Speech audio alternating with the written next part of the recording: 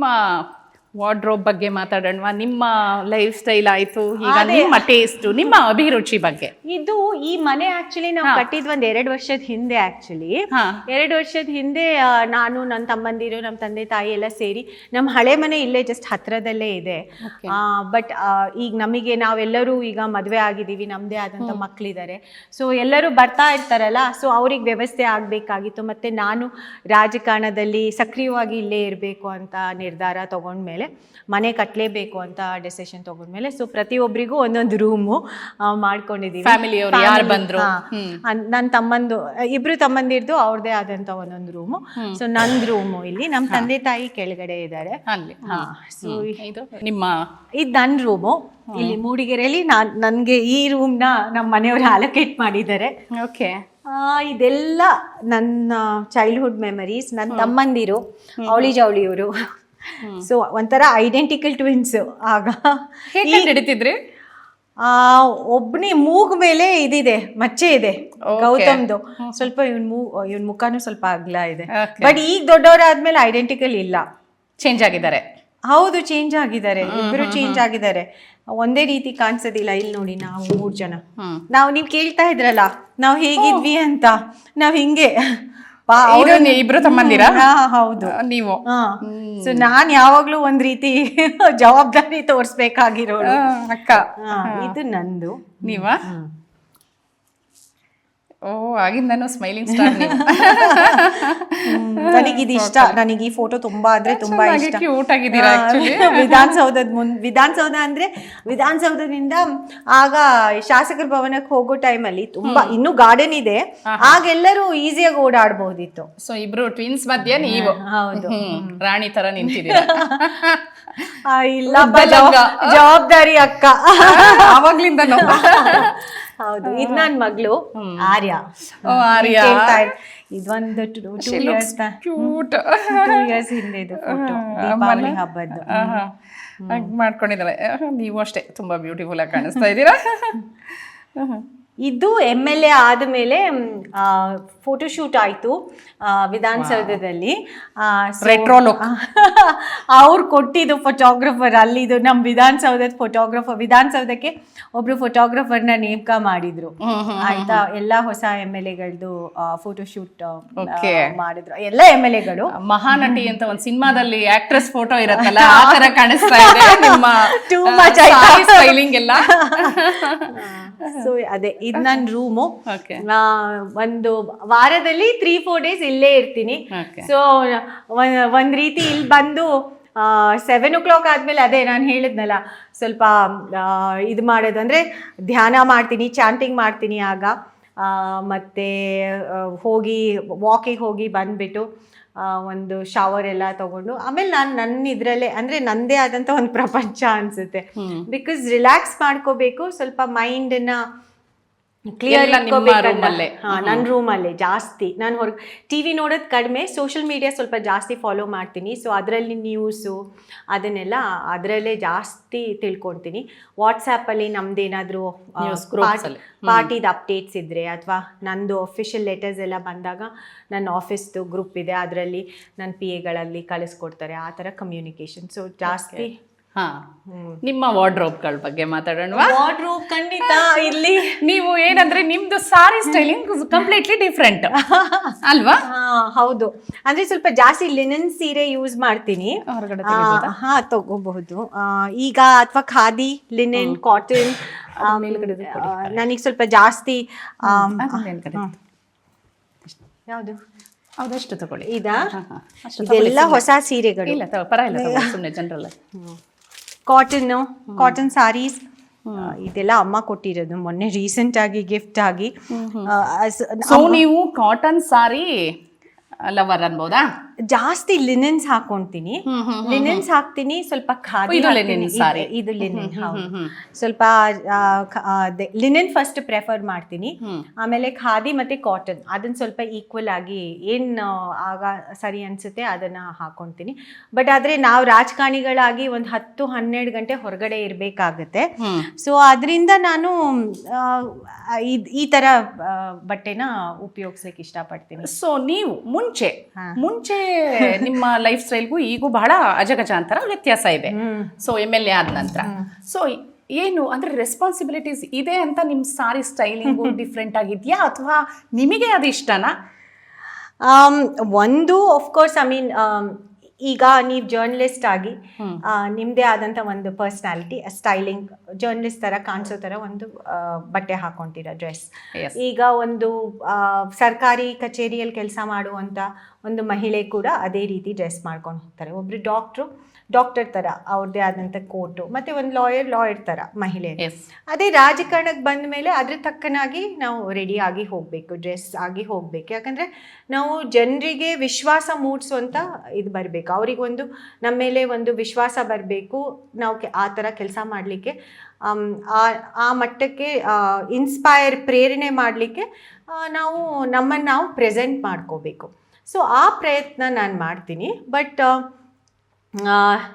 ನನ್ನ ವಿಚಾರಧಾರೆಗಳೇ ಟ್ರೆಡಿಷ್ನಲ್ ಇಲ್ಲ. ನಾನು ಸ್ವಲ್ಪ ವಿಭಿನ್ನವಾಗಿ ಯೋಚನೆ ಮಾಡ್ತೀನಿ, ಸ್ವಲ್ಪ ಈಗಿನ ಕಾಲದ ತಕ್ಕನಾಗಿ ವಿಚಾರ ಮಾಡ್ತೀನಿ.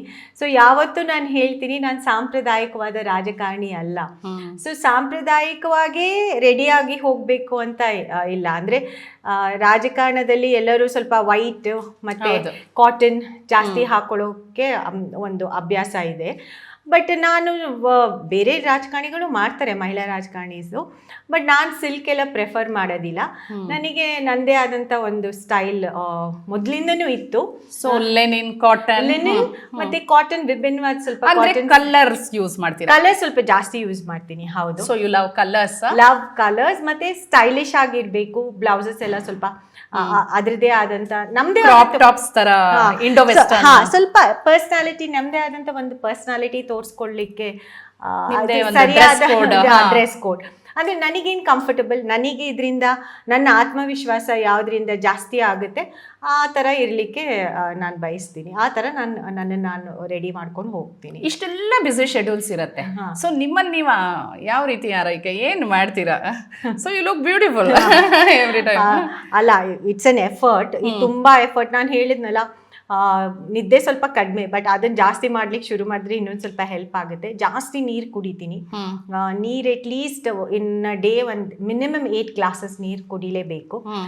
ಮತ್ತೆ ಬೇಸಿಗೆ ಬಂದಾಗ ಸ್ವಲ್ಪ ಎಳ್ನೀರು ಸ್ವಲ್ಪ ಕುಡಿತೀನಿ, ಸ್ವಲ್ಪ ಜಾಸ್ತಿ ಕುಡಿತೀನಿ. ಮತ್ತೆ ಫ್ರೂಟ್ಸ್, ನಾನು ಹೇಳಿದ್ನಲ್ಲ, ಫ್ರೂಟ್ಸ್ ತಗೊಳ್ತೀನಿ.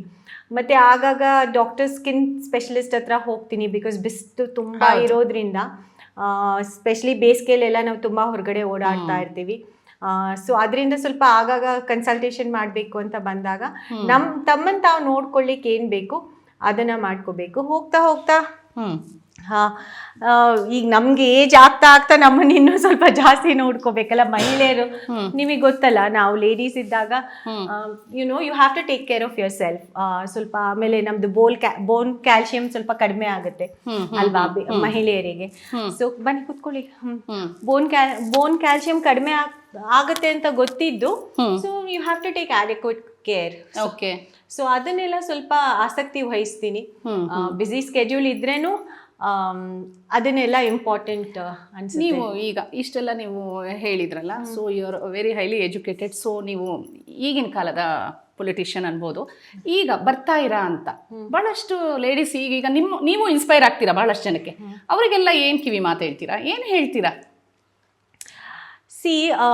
ಅವರಿಗೆಲ್ಲ ಅಂದರೆ, ನೀವು ರಾಜಕಾರಣಕ್ಕೆ ಬರಬೇಕು ಅಂತ ನೀವು ನಿರ್ಧಾರ ತಗೊಂಡ್ರೆ ಗಟ್ಟಿ ಮನಸ್ಸು ಮಾಡ್ಕೋಬೇಕು ಆ್ಯಂಡ್ ಗುರಿ ಇರಬೇಕು. ಅಂದರೆ ರಾಜಕಾರಣ ಚಲ್ಲಾಟ ಅಲ್ಲ. ಸೊ ಈಗ ನೀವು ಈಗ ಜರ್ನಲಿಸಮ್ ಓದಿದ್ರಿ ಅಂತ ಅನ್ಕೊಳ್ಳಿ, ಆಯ್ತಾ? ಓದ್ಬಿಟ್ಟು ನೀವು ಯಾವ ಜರ್ನಲಿಸ್ಟ್ ಆಗಬೇಕು? ಬೀಟ್ ಜರ್ನಲಿಸ್ಟ್ ಆಗಬೇಕಾ, ಫ್ಯಾಷನ್ ಜರ್ನಲಿಸ್ಟ್ ಆಗಬೇಕಾ, ಕ್ರೈಮ್ ಬೀಟ್ ಮಾಡಬೇಕಾ, ಅಥವಾ ಪೊಲಿಟಿಕಲ್ ಬೀಟ್ ಮಾಡಬೇಕಾ ಅಂತ ಒಂದು ನಿರ್ಧಾರ ತಗೊಂಡು ಬರ್ತೀರಾ ಅಂತ ನಾನು ಅನ್ಕೊಳ್ತೀನಿ. ಒಂದು ಗುರಿ ಇಟ್ಕೊಂಡು ಬರ್ತೀರಾ.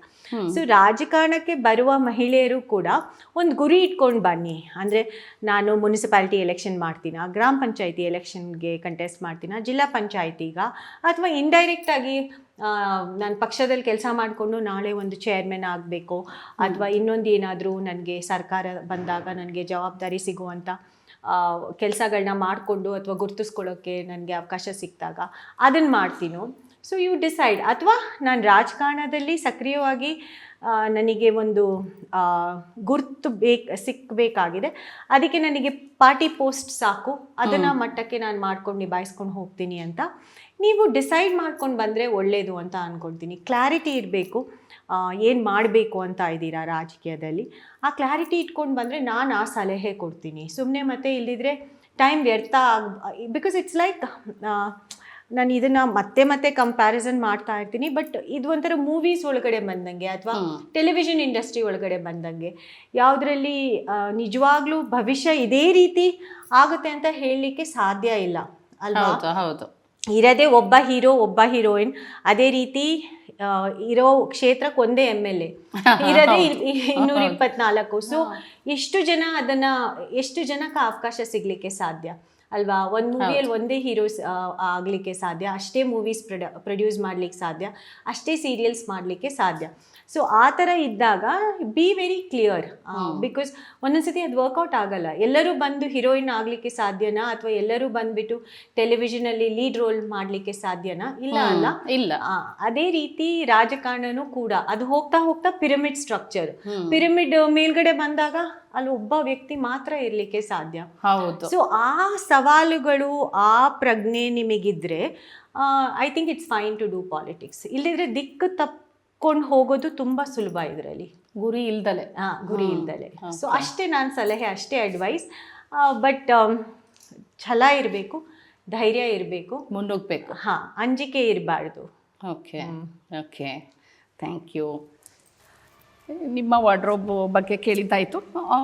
ಅದೆಲ್ಲ ಗೆಸ್ಟ್ ರೂಮ್ಗಳ? ಇಲ್ಲ, ಅದು ನನ್ನ ತಮ್ಮಂದಿರ ರೂಮು. ಒಂದು ನನ್ನ ಟ್ವಿನ್ಸ್ ಅವಳಿ ಜವಳಿ ಇದಾರಲ್ಲ, ದೊಡ್ಡ ಒಂದು ರೂಮು. ಇದು ಇಲ್ಲ ಸಾರಿ, ಇದು ಪ್ರೀತಮ್ ರೂಮು. ಪ್ರೀತಮ್ ಚಿಕ್ಕೋನು, ಅವಳಿ ಜವಳಿ ಪ್ರೀತಮು. ಇದು ಗೌತಮ್ದು ರೂಮು. ಓಕೆ.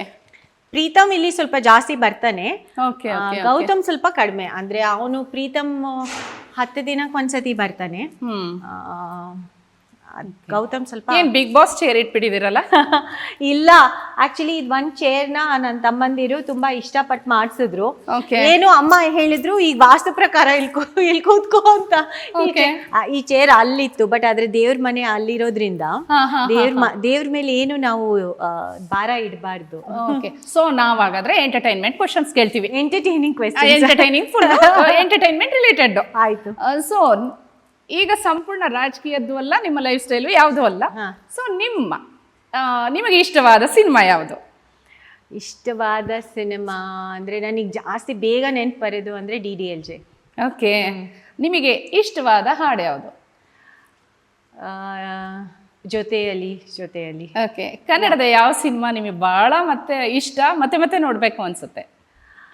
ನಾನು ಅದು ಮೂವಿ ಹೆಸರು ಮರ್ತು ಹೋಗಿದೆ, ಬಂಧನ. ಓಕೆ. ಏನಕ್ಕೆ ಇಷ್ಟ ಆಗತ್ತೆ? ನನಗೆ ವಿಷ್ಣುವರ್ಧನ್ ತುಂಬಾ ಇಷ್ಟ ಇದ್ರು. ಯಾರ ಅಭಿಮಾನಿ ನೀವು? ವಿಷ್ಣುವರ್ಧನ್ ಅಭಿಮಾನಿ? ಅಂದ್ರೆ ನಾನು ಬೆಳೆದಿದ್ದ ಟೈಮಲ್ಲಿ ನನಗೆ ಹೀರೋಸ್ ಅಲ್ಲಿ ಅವ್ರು ತುಂಬಾ ಇಷ್ಟ ಆಗ್ತಾ ಇದ್ರು. ಹೀರೋಯಿನ್ ಕನ್ನಡದಲ್ಲಿ ನೋ ಐಡಿಯಾ ನನ್ಗೆ ಅಷ್ಟೊಂದು. ಜನರಲ್ ಆಗಿ ಈಗಿನ ಹೀರೋಯಿನ್ ಆ್ಯಕ್ಚುಲಿ ನನಗೆ ಯಾರು ಆ ಥರ ನೆನಪೇ ಬರ್ತಾ ಇಲ್ಲ. ಅಂದರೆ ಗೊತ್ತಿರೋದ್ರಲ್ಲಿ ಆ್ಯಕ್ಚುಲಿ ಮೂವೀಸ್ ನೋಡಿ, ಅವ್ರದ್ದು ಸತತವಾಗಿ ಮೂವೀಸ್ ನೋಡಿ ಹೇಳಿ ಅಂದರೆ ನನಗೆ ಕಂಟಿನ್ಯೂಸ್ ಆಗಿ ಇಲ್ಲ. ಓಕೆ. ಯಾವ ಪ್ರೋಗ್ರಾಮನ್ನು ನೀವು ನೋಡ್ತೀರಾ ಟಿವಿಯಲ್ಲಿ? ಟಿವಿ ಸ್ವಲ್ಪ ಕಡಿಮೆ, ಈಗಂತೂ ಎಕ್ದಮ್ ಕಡಿಮೆ. ಸ್ವಲ್ಪ ನೆಟ್ಫ್ಲಿಕ್ಸ್ ನೋಡ್ತೀನಿ, ಸ್ವಲ್ಪ ಶೋಸ್ ನೋಡ್ತೀನಿ. ಮತ್ತು ಈಗ ಫಾರ್ ಎಕ್ಸಾಂಪಲ್ ಇತ್ತೀಚೆಗೆ ನಾನು ನೋಡಿದ್ದು ಕೊಹರಾ ಅಂತ ಒಂದು ಶೋ ನೋಡಿದೆ. ಪಂಜಾಬ್ ಬಗ್ಗೆ, ಅಲ್ಲಿ ನಡೆದ ಒಂದು ಘಟನೆ ಬಗ್ಗೆ ಆ ಥರ ಒಂದು ಚಿತ್ರೀಕರಣ ಆಯಿತು. ಅದು ಚೆನ್ನಾಗಿತ್ತು. ಕೊಹರಾ ಅಂತ NRIs ಅಲ್ಲಿಂದ NRI ಬಂದವ್ರ ಜೊತೆ ಏನಾಯಿತು ಅಂತ ವೆಬ್ ಸೀರೀಸ್ ಒಂದು ಥ್ರಿಲ್ಲರ್ ಇತ್ತು. ಅದು ಚೆನ್ನಾಗಿತ್ತು. ಅದು ಒಂದು ಇತ್ತೀಚಿನ ದಿನಗಳಲ್ಲಿ ನಾನು ನೋಡಿದ್ದು. ಸೊ ಜಾಸ್ತಿ ಆ ಥರ ಶೋಸ್ನೆಲ್ಲ ನೋಡ್ಲಿಕ್ಕೆ ಇಷ್ಟಪಡ್ತೀನಿ, ಎಂಜಾಯ್ ಮಾಡ್ತೀನಿ ಅದನ್ನು. ಫ್ರೀ ಟೈಮಲ್ಲಿ ಇದ್ದಾಗ ಮೊಬೈಲಲ್ಲೇ ಏನಾದರೂ ನೋಡ್ತೀರಾ? ಟೈಮ್ ಪಾಸ್ ಮಾಡ್ತೀರಾ? ಫ್ರೀ ಟೈಮ್ ಸಿಕ್ಕಿದ್ರೆ, ಸಿಗೋದು ಕಷ್ಟ, ಸಿಕ್ಕಿದ್ರೆ? ಓಕೆ, ಮೂಡಿಗೆರೆಯಲ್ಲಿ ಇದ್ದಾಗ ಫ್ರೀ ಟೈಮ್ ಇದ್ದರೆ ಬೇರೆ ರೀತಿ. ಯೂಶ್ವಲಿ ನಾನು ಸ್ವಲ್ಪ 1 hour ಶೋ ನೋಡ್ತೀನಿ ಯಾವುದಾದ್ರೂ ನೆಟ್ಫ್ಲಿಕ್ಸ್ ಅಲ್ವೋ ಡಿಸ್ನಿ ಹಾಟ್ಸ್ಟಾರ್ ಅಲ್ವೋ ಅಥವಾ ಪ್ರೈಮ್ ವಿಡಿಯೋದಲ್ಲಿ ಏನು ಆಗ ಕರೆಂಟ್ ಇರುತ್ತೆ ಅದನ್ನು ವಾಚ್ ಮಾಡ್ತೀನಿ. ಸ್ವಲ್ಪ ನ್ಯೂಸ್ ಬಗ್ಗೆ ಕ್ಯಾಚಪ್ ಮಾಡ್ತೀನಿ, ಸೋಷಿಯಲ್ ಮೀಡಿಯಾದಲ್ಲಿ ಏನು ನಡೀತಾ ಇದೆ, ಮತ್ತು ನನ್ನ ಪೇಜಸ್ನ ಹೋಗಿ ನೋಡ್ತೀನಿ, ಏನು ಮಾಡಬೇಕು, ಏನು ಕಾಮೆಂಟ್ಸ್ ಬಂದಿದೆ ಅದನ್ನೆಲ್ಲ ಓದ್ತೀನಿ. ಮತ್ತು ಸ್ವಲ್ಪ ಚಾಂಟಿಂಗ್ ಮಾಡ್ತೀನಿ ಆ ಟೈಮಲ್ಲಿ, ಸ್ವಲ್ಪ ದೇವ್ರದ್ದು ಒಂದು 10-15 ಮಿನಿಟ್ಸ್ 10-15 ನಿಮಿಷ ಅಷ್ಟೇ ನಾನು ಸ್ವಲ್ಪ ಮೆಡಿಟೇಷನ್ ಥರ ಮಾಡ್ತೀನಿ. ಬಟ್ ಫ್ರೆಶ್ ಆಗಿ ನೆಕ್ಸ್ಟ್ ದಿನಕ್ಕೆ ಫ್ರೆಶ್ ಆಗಿ ಇರಲಿಕ್ಕೆ ಹೆಲ್ಪ್ ಆಗುತ್ತೆ. ಅಂದರೆ ವಿಚಾರ ಮಾಡ್ತೀನಿ, ಯಾಕಂದರೆ ನೆಕ್ಸ್ಟ್ ದಿನ ದೊಡ್ಡ ಕಾರ್ಯಕ್ರಮ ಪಬ್ಲಿಕ್ನ ಭೇಟಿ ಮಾಡಬೇಕು ಅಂತ ಇದ್ದಾಗ ಹೊರೆ ಜಾಸ್ತಿ ಇರುತ್ತೆ, ಮೆಂಟಲ್ ಸ್ಟ್ರೆಸ್. ನಾನು ಸಾಯಂಕಾಲ ಆಗ್ತಾ ಮೈಂಡ್ನ ಆದಷ್ಟು ಫ್ರೀಯಾಗಿ ಇಟ್ಕೊಳ್ಳೋಕೆ ಪ್ರಯತ್ನ ಮಾಡ್ತೀನಿ. ನನ್ನ ಮಗಳ ಜೊತೆ ಒಂದು ಸತಿ ವಿಡಿಯೋ ಕಾಲ್ ಮಾಡೇ ಮಾಡ್ತೀನಿ ಫ್ರೀ ಇದ್ದಾಗ. ಬೇಗ ಊಟ ಮುಗಿಸ್ಲಿಕ್ಕೆ ಪ್ರಯತ್ನ ಮಾಡ್ತೀನಿ, 8:30-9 ಗಂಟೆ ಅಷ್ಟರೊಳಗಡೆ ಡಿನ್ನರ್ನ ಮುಗಿಸ್ಲಿಕ್ಕೆ ಪ್ರಯತ್ನ ಮಾಡ್ತೀನಿ. ಯಾಕಂದರೆ ನಾನು ದಿನ ಬೆಳಿಗ್ಗೆ ಶುರು ಮಾಡೋದು ತುಂಬ ಅರ್ಲಿ, 6 ಗಂಟೆ 5:36ಗೆ ಎದ್ದು ನನ್ನ ದಿನ ಶುರು ಮಾಡಲಿಕ್ಕೆ ಪ್ರಯತ್ನ ಮಾಡ್ತೀನಿ. ಸೊ ಆ ಫ್ರೀ ಟೈಮಲ್ಲಿ ಮೈಂಡನ್ನ ತುಂಬ ಫ್ರೀ ಇಟ್ಕೊಳ್ಳೋಕೆ ಪ್ರಯತ್ನ ಮಾಡ್ತೀನಿ. ಜಾಸ್ತಿ ಪಾಲಿಟಿಕ್ಸು ಅದ್ರ ಬಗ್ಗೆ ಒತ್ತು ಕೊಡಲಿಕ್ಕೆ ಫೋನ್ ಕಾಲ್ಸ್ ಎಲ್ಲ ತುಂಬ ಕಡಿಮೆ ಮಾಡ್ತೀನಿ. ಎಮರ್ಜೆನ್ಸಿ ಇದ್ದರೆ ಮಾತ್ರ ಫೋನ್ ಕಾಲ್ಸ್ನ ತೆಗಿತೀನಿ. ಅಂದರೆ ಎಮರ್ಜೆನ್ಸಿ ಇದ್ದರೆ ಮಾತ್ರ ಫೋನ್ ಮಾಡ್ತಾರೆ. ಆಮೇಲೆ ಆಪ್ತ ಸಹಾಯಕರಿಂದ ಫೋನ್ ಬಂದರೆ ಏನಾದರೂ ಎಮರ್ಜೆನ್ಸಿ ಇರುತ್ತೆ ಅಂತ ಗೊತ್ತಿರುತ್ತೆ, ಅಥವಾ ಸ್ಟೇಷನಿಂದ ಫೋನ್ ಬಂದರೆ, ನಮ್ಮ ಲೀಡರ್ಸ್ ಏನಾದರೂ ಇಂಪಾರ್ಟೆಂಟ್ ಇದ್ದಾಗ ಫೋನ್ ಮಾಡಿದ್ರೆ, ಮೆಸೇಜ್ ಮಾಡಿದ್ರೆ ನಾನು ರೆಸ್ಪಾಂಡ್ ಮಾಡ್ತೀನಿ. ಮ್ಯೂಸಿಕ್ ಕೇಳ್ತೀರಾ? ಮ್ಯೂಸಿಕ್ ಕೇಳ್ತೀನಿ. ಯಾವ ಥರದ ಮ್ಯೂಸಿಕ್?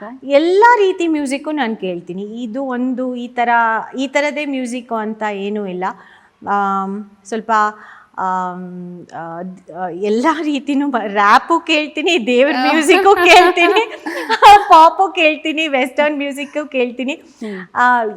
ಆ ಸಮಯಕ್ಕೆ ನನಗೆ ಒಂದೊಂದ್ಸತಿ ಸೂಫಿ ಸಾಂಗ್ಸ್ ಇಷ್ಟ ಆಗುತ್ತೆ. ಆಗಿನ ಮೂಡಿನ ತಕ್ಕನಾಗಿ ಸ್ವಲ್ಪ ಮ್ಯೂಸಿಕ್ನ ಕೇಳಿ. ರೀಸೆಂಟಾಗಿ ಯಾವುದಾದ್ರೂ ಸಿನಿಮಾ ನೋಡಿದ್ರಾ? ರೀಸೆಂಟಾಗಿ ಸಿನಿಮಾ ಅಂದರೆ ಥಿಯೇಟರ್ಗೆ ಹೋಗಿ ನೋಡಿದ್ದು ಇದು ಟಗರು ಪಲ್ಯ. ಎಲ್ಲಿ ನೋಡಿದ್ರಿ? ಅದು ಪ್ರೀಮಿಯರಿಗೆ ಹೋಗಿದ್ದೆ ಅನಿಸುತ್ತೆ. ಆಮೇಲೆ ಇಲ್ಲ, ಇದನ್ನು ನೋಡಿದೆ, ದರ್ಶನ್ ಅವ್ರದ್ದು movie, what is that, Kaatera ನೋಡಿದೆ ಶೋ ಥಿಯೇಟ್ರಲ್ಲಿ. ಐ ಥಿಂಕ್ ಅದೇ ಲಾಸ್ಟ್ ನಾನು ಥಿಯೇಟ್ರಿಗೆ ಹೋಗಿದ್ದ ಅಂತ.